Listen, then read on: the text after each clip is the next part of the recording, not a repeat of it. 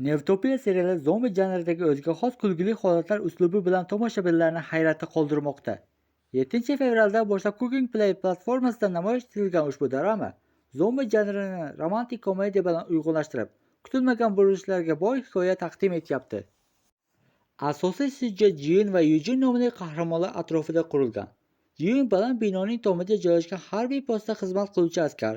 Yujin esa yirik kompaniyaga yangi ishga joylashgan oddiy xodima.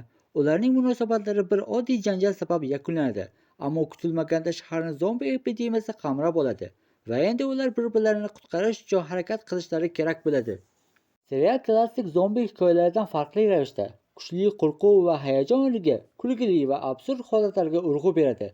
Undagi qahramonlar odatiy jasoratli qahramonlar emas, balki hayotiy va o'ziga xos xarakterlarga ega. Baland binolar va hashamatli mehmonxonalar fonida kechadigan voqealar, shuningdek yarim zombi, yarim odam obrazlari serialga yangicha ko'rinish beryapti. Hikoya rivoji davomida ba'zi sahnalar kulgili tarzda tasvirlansa-da, serialda qonli va dahshatli epizodlar yetarlicha mavjud. Shu sababdan unga yosh cheklovi qo'yilgan. Ba'zi tomoshabinlar serialning bunday noan'anaviy uslubini iliq kutib olgan bo'lsa, boshqalar uni yetarlicha jiddiy emas deb hisoblashgan. Ayniqsa 3-4 qismlar voqealar rivoji biroz tutashgani uchun tanqid qilingan.